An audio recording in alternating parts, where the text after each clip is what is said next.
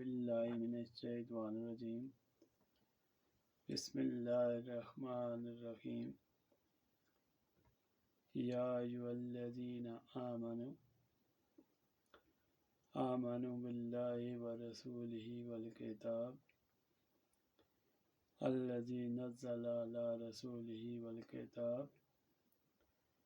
الذی انزل من قبل ومن یکفر باللہ وملائکتہ وکتبہ ورسلہ والیوم الآخر فقد ضل ضلالا بعیدا۔ سورہ نساء آیت نمبر 136، جس کا ترجمہ ہے: اے ایمان والو، تم اعتقاد رکھو اللہ کے ساتھ اور اس کے رسول کے ساتھ اور اس کتاب کے ساتھ جو اس نے اپنے رسول پر نازل فرمائی، اور ان کتابوں کے ساتھ جو اس نے پہلے نازل کیے ہیں، اور جو شخص اللہ تعالیٰ کا انکار کرے اور اس کے فرشتوں اور اس کی کتابوں کا اور اس کے رسولوں کا اور روز قیامت کا انکار کرے تو وہ شخص گمراہی میں دور جا پڑا ہے۔ تفصیل ہے: اس آیت شریفہ میں جو خطاب و ندا مذکور ہے، اس کے مخاطب وہ اہل ایمان بھی ہیں جو سچے کامل ایمان ہیں، جو صدقے دل سے اللہ تعالیٰ کو اپنا رب، اسلام کو اپنا دین اور حضرت محمد مصطفیٰ صلی اللہ علیہ وسلم کو اپنا نبی اور رسول مانتے ہیں۔ اللہ تعالیٰ نے انہیں ایمان کے عنوان سے مخاطب فرمایا ہے،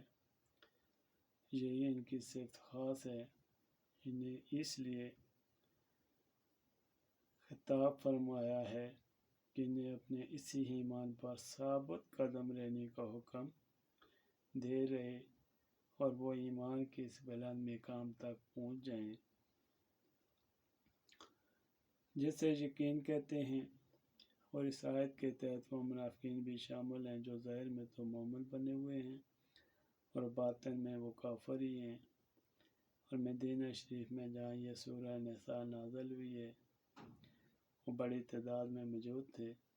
تو اللہ تعالیٰ نے منافقین کو یہی حکم دیا کہ وہ بھی سچے دل سے ایمان لائیں، کیونکہ صرف ظاہر میں ایمان لانا اور دل سے ایمان قبول نہ کرنا یہ ایمان نہیں ہے، بلکہ یہ نفاق اور کفر ہے۔ تو اللہ تعالیٰ کی یہ شان رحمت ہے کہ وہ ان منافقوں کو بھی ایمان کے عنوان سے خطاب فرماتے ہوئے انہیں سچے دل سے ایمان لانے کا حکم دے رہا ہے کہ وہ بھی نیک بخت اور قابل نجات بن جائیں۔